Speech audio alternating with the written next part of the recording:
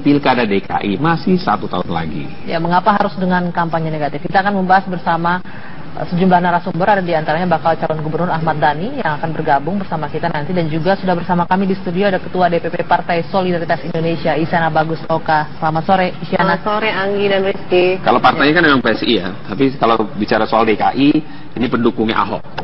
Meskipun tidak ikut ya, belum ikut dalam tahun ini, tapi mendukung Ahok. Nah, yang kita ingin bicarakan, diskusikan pada sore hari ini adalah soal bagaimana kampanye yang negatif, kemudian manipulatif, kemudian yang menjatuhkan lawan, ada juga yang meningkatkan citra.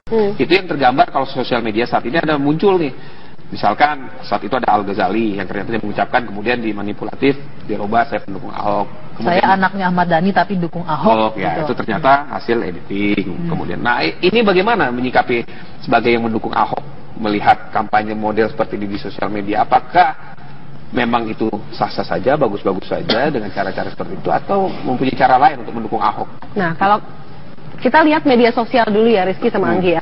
Media sosial itu kan sebenarnya seperti pisau yang bermata dua. Bisa menjadi sesuatu yang sangat menguntungkan, dan bisa juga menjadi sesuatu yang sangat mengerikan untuk masyarakat. Kalau sesuatu yang menguntungkan, kita lihat bagaimana masyarakat bisa kemudian menyuarakan dukungannya, misalnya masalah kriminalisasi KPK, kemudian diundur. Itu kan melalui media sosial, kemudian marak, dan kemudian jadinya bermanfaat untuk banyak masyarakat. Sementara kalau yang terjadi sekarang kan kampanye-kampanye negatif jelas merupakan suatu hal dari yang kita lihat bentuk negatif dari media sosial. Bagaimana sebuah foto yang tadinya tidak ada tulisan-tulisan seperti itu, kemudian ditulis seperti itu. Kami dari PSI juga tidak menyetujui sih cara-cara kampanye seperti itu.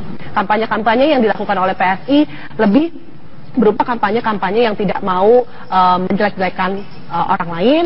Seperti misalnya kemarin kita tahu baru saja Indonesia pasangan ganda campuran Praven dan Debbie menjadi juara ganda campuran di All England. Kemudian kemarin kita mengeluarkan meme, ya udah pasti ya, karena PSI ini merupakan partai anak muda yang kita berusaha untuk kekinian lah ya istilahnya. Jadi kita selalu berusaha menampilkan hal-hal yang berbau anak muda. Kalau lihat Praven Debbie itu kan merupakan sebuah prestasi dari anak muda, dan kita juga keluarin meme bagaimana meme itu kita lihat prestasinya ya, jangan kita lihat latar belakangnya. Jadi kita lebih setuju dengan hal-hal media sosial kita gunakan untuk hal-hal yang lebih positif. Saya tadi berpikir keluarkan meme yang juara All England itu kami dukung Ahok, bukan? Bukan. Bukan ya. Tapi kita lebih ke arah kita lihat prestasinya, jangan kita lihat latar belakangnya, suku apa, agama apa.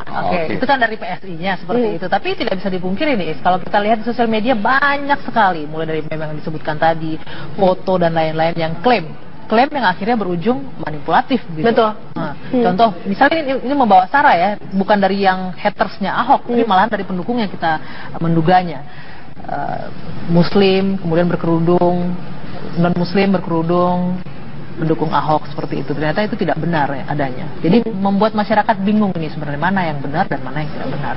Kalau bagaimanapun juga rekayasa sesuatu di media sosial itu kan merupakan salah satu bentuk negatif dari media sosial itu tadi. Itu kan tergantung dari siapa yang melakukannya itu tadi. Dan kalau untuk lihat yang ada gambar seseorang yang kemudian berkerudung melihat tulisannya saya Muslim dukung Ahok, itu kan kemudian dibilang sempat ada tulisannya dibilang dia bukan Muslim gitu. Kemudian sampai akhirnya dibantah lagi oleh yang bersangkutan saya Muslim. Jadi sebenarnya kalau menurut saya kampanye-kampanye sara seperti ini ya sebaiknya tidak usah dilakukan, karena gimana pun juga kita harus sadari bahwa Indonesia itu sangat beragam, kita Bhinneka Tunggal Ika, kita menjunjung tinggi Bhinneka Tunggal Ika, dan kita jangan sampai kemudian terpengaruh dan terprovokasi dengan hal-hal yang seperti itu. Kampanye-kampanye seperti itu, kemudian status-status Facebook yang kemudian juga berbau sara, itu kan juga sekarang mulai sering terjadi. Kita harus menahan diri untuk terprovokasi kalau menurut kami. Kita mungkin bisa menahan diri ya, tapi bagaimana dengan mereka? Ada banyak sekali masyarakat di luar sana yang pengguna sosial media, mungkin dengan beragam background pendidikan. Bagaimana nanti mereka menerima itu tanpa bisa memfilternya begitu. Itu sebabnya kalau dari PSI kita tidak melakukan hal seperti itu. PSI hanya melakukan kampanye-kampanye media sosial yang lebih sehat dan kemudian mengangkat prestasi-prestasi anak-anak muda dan membawanya untuk tidak berbau negatif. Tapi kalau berbicara soal bagaimana tadi anak muda kan akrab sekali dengan sosial media, itu kan tentu diupayakan. Bagaimana caranya mendukung Ahok dari sosial media itu yang sehat, sementara saat ini yang tidak sehat yang sudah muncul, yang lebih banyak meramaikan di sosial media. Nanti ya jawabannya. Kita harus jeda sejenak, kami kembali sesaat lagi. pada sore hari ini kita lanjutkan, namun sebelumnya kami akan menunjukkan dulu kepada Anda pemirsa ada foto asli dari Al Ghazali yang juga merupakan putra dari Ahmad Dhani, bakal calon gubernur DKI, dan foto editannya kita lihat bersama-sama. Ini yang sempat ramai di sosial media ya, ucapan selamat ulang tahun yang disampaikan oleh Al, kemudian diedit. Entah siapa yang mengedit, kemudian diedit, saya anak Ahmad Dhani, saya pilih Ahok. Nah, ini yang kita bahas tadi, salah satu bentuk kampanye manipulatif yang akhirnya membingungkan masyarakat. Salah satunya kita lihat ini. Ini kemudian yang dibalas setelah ada yang hasil editingnya, kemudian Al pun men-tweet jawaban dari hasil editan itu. Ini yang asli, jangan diedit lagi ya Om. Dan itu dimention kepada Basuki Cahayapurnama atau Ahok. Tidak mungkin pilih Ahok, nama saya Al Ghazali. Nah, itulah enaknya media sosial juga kan ya, Rizky sama Anggi. Jika ada sesuatu yang jelas tidak benar dan itu dimanipulasi, maka orang yang sama pula bisa kemudian counternya dengan memberikan fakta-fakta yang sebenarnya. Jadi sebenarnya dengan cepat itu semuanya bisa tercounter kembali. Nah, ini ada yang akan mengcounternya tentunya, akan yang berbicaranya lebih pas ini karena ayah dari Al Ghazali. Iya. Sudah bergabung sama kita Ahmad Dhani. Selamat sore, Mas Ahmad Dhani. Selamat sore. Mas Dhani, kita bicara soal kampanye di sosial media yang saat ini marak sekali, bahkan yang mulai manipulatif, yang positif, negatif, saling menjatuhkan. Nah, khusus yang untuk Al Ghazali ya, ini ada hubungannya soalnya langsung dengan Anda, Mas Dhani. Ketika hasil fotonya diedit, kemudian diubah menjadi ya mendukung Ahok. Nah, yang saya ingin tanyakan adalah respon Anda pertama kali ketika tahu bahwa ada yang memanipulasi hasil atau tweet atau foto yang dilakukan oleh Al Ghazali. Ini memang cara-cara kerja tim sukses 2014 ini emang seperti ini. Sepertinya ini tim suksesnya sama seperti 2016 sampai 2017 dengan 2014 itu sama, tim suksesnya ya cara-cara manipulatif seperti ini. Dulu pernah kan dibuat tweet saya dipalsu. Saya akan potong alat kelamin kalau Jokowi jadi presiden. Itu tweet palsu. Dan online pun juga yang memang tim sukses dari 2014 membuat hal itu menjadi masif beritanya. Meskipun saya sudah klarifikasi, tetap banyak orang yang masih percaya bahwa saya men-tweet itu, tweet palsu itu. Jadi sebenarnya kalau menurut saya, kalau mau pemerintah memang mau fair, harusnya dilarang aja lah yang namanya kampanye di sosial media itu. Ini selesai urusan, karena itu merusak gitu. Anda meminta pemerintah untuk ikut mengatur. Kenapa tidak Anda justru yang membuat tim media, sosial media sendiri? Enggak, saya tidak menyukai yang namanya tim medsos ini karena udah manipulatif sekali gitu loh. Karena tidak mendidik dan tidak banyak dunia mayanya kan, ini kan semuanya tidak nyata semuanya.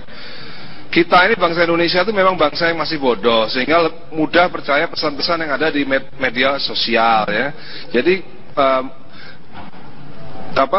orang yang punya uang akhirnya bisa membayar uang kepada media sosial untuk memanipulasi semua berita-berita, semua kinerja pemerintah, semuanya dimanipulasi semua melalui media sosial. Tapi kalau pemerintah itu melakukan promo di media sosial nggak apa-apa. Tapi kalau dalam kampanye ini di media sosial ini udah manipulatif sekali karena dunia maya itu bukan dunia nyata sebenarnya. Tapi karena itu menurut Ramdan Alamsyah yang dulu dia ada di Nasdem, dulu ceritanya juga gitu, medsosnya 2014 juga ada 150 orang, mereka punya 10 akun, sekali menyerang, dan itu memang nggak sehat sebenarnya itu. Tapi efektif loh sosial media untuk media kampanye, bagaimana? Ya memang efektif, tapi itu merusak persepsi masyarakat karena orang yang punya uang yang akhirnya bisa membuat opini macam-macam, orang yang tidak punya uang tidak bisa membuat opini.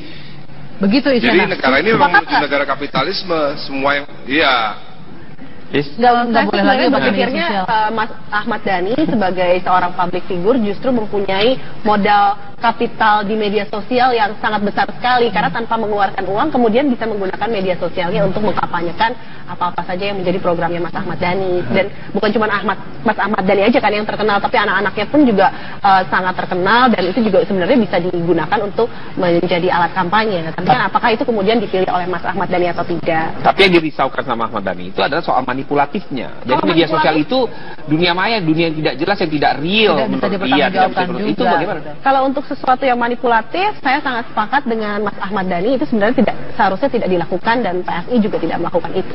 Tapi dikatakan itu dia jelasin ini pendukungnya sama nih sama 2014, cara-cara kampanye manipulatif yang dilakukan dengan yang tim suksesnya Ahok 2017. PSI kan belum ada tahun 2014, jadi kita juga nggak melakukan hal itu. Tapi akan membuat itu tidak? Akan membuat kampanye manipulatif? Bukan, tidak, kampanye di sosial media yang menggunakannya itu sebagian salah satu jurus utamanya di sosial media, karena sekarang salah satu jurus utama kampanye PSI memang di media sosial, seperti yang tadi saya sudah katakan. Tapi yang kami lakukan adalah membuat meme yang tidak manipulatif, yang tidak negatif, dan lebih banyak mengangkat kebaikan-kebaikan saja, karena memang DNA dari PSI adalah kebajikan dan keragaman. Kita mendukung itu lebih banyak lagi di Indonesia, lebih banyak lagi orang-orang baik, dan mengakui adanya keberagaman di Indonesia. Oke, Mas Dhani, apa jangan-jangan ini ketidakmampuan dari beberapa pasangan calon, bukan hanya Anda, tapi karena tidak mampu melawan kuatnya sosmednya Ahok, sehingga jadi ya begitu tadi mintanya, ya sosmed diaturlah, atau tidak usah pakai sosmed. Saya minta tanggapan Mas Dhani soal itu nanti. Kita harus jeda sejenak, kami kembali sesaat lagi. Jakarta saat ini ramai dibicarakan kampanye hitam di media sosial, dan kami akan hadirkan beberapa gambar yang diposting di akun sosial media, Facebook diantaranya. Ada antrean KTP untuk Ahok seperti yang Anda lihat di layar ini. Nah, ternyata ini adalah antrean travel fair yang berubah menjadi antrean KTP untuk Ahok. Hal itu langsung dibantah oleh akun lain bahwa gambar tersebut merupakan antrean tiket pesawat. Yang sebelumnya disebutkan warga berbondong-bondong ingin memberikan KTP dukungan Ahok for DKI 1. Luar biasa. Kemudian dikonfirmasi acara sesungguhnya merupakan acara berburu tiket murah.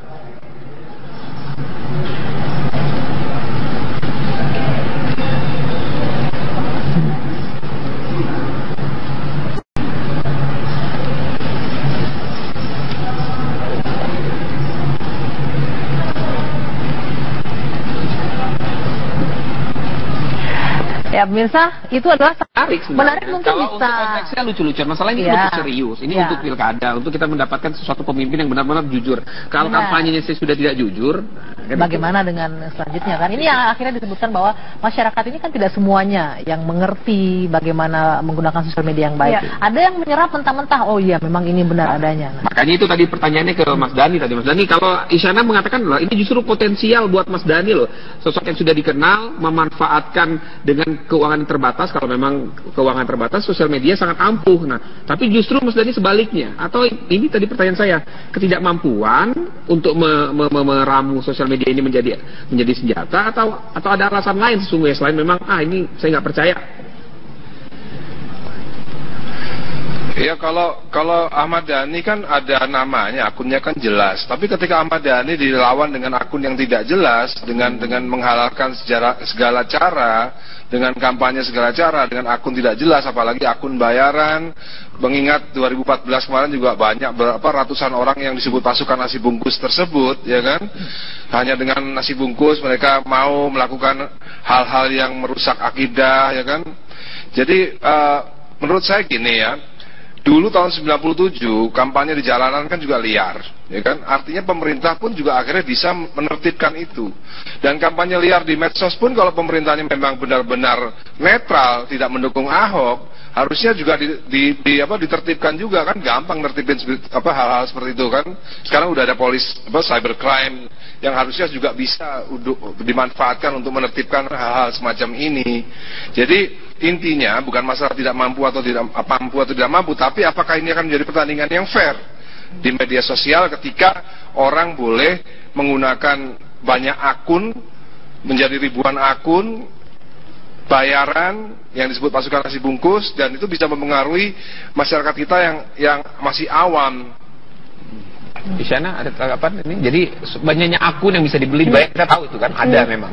Bagaimana soal itu? Kalau menurut saya sih sebenarnya yang paling penting dilakukan adalah bagaimana mengedukasi masyarakat. Karena seperti kalau yang tadi Mas Dani bilang kan sebenarnya kalau undang-undang terkait hate speech, kemudian kampanye negatif sebenarnya kan bisa juga dimasukkan dalam undang-undang ITE, itu kan bisa digunakan kalau memang ada yang berniat untuk menuntut dan lain sebagainya ya. Nah, kalau ya PSI sendiri ya kembali kami tetap dengan posisi kami bahwa media sosial itu memang bisa menjadi pisau bermata dua. Ada hal-hal yang jelas negatif dari media sosial, tapi juga ada yang baik. Karena dari media sosial kami bisa berkampanye secara lebih murah, karena kami memang tidak berkampanye di televisi. Karena kita tahu kalau kampanye iklan di televisi jelas-jelas sangat mahal. Makanya kita kemudian menggunakan media sosial ini sebagai hal yang positif dan tidak kemudian kami jadikan sesuatu yang negatif. Kalau misalnya tadi kan kita lihat kan bagaimana kampanye negatif gitu, gambar-gambar yang kemudian diganti-ganti itu ya. Pertanyaannya ada tidak intensi yang baik dari PSI misalnya karena bergabung sekarang mendukung Ahok, melihat yang negatif-negatifnya, ayo dong jangan dilakukan lagi atau diganti, jangan seperti ini metode kampanye di sosial medianya. Pernah dibicarakan nggak itu? Kami belum membicarakan itu karena kan kami juga memang PSI adalah partai baru, kami baru umur 1,5 tahun dan kami juga memang belum bertemu langsung secara langsung dengan Ahok juga belum. Oke. Baik. Isyana, terima kasih atas waktunya. Ahmad Dhani, terima kasih atas waktunya di Kabar Petang. Ya mudah-mudahan saja tidak ada lagi ya, sejak ini tidak ada yang negatif, tidak ada yang manipulatif. Kampanye dengan memberikan energi positif, memberikan hal-hal yang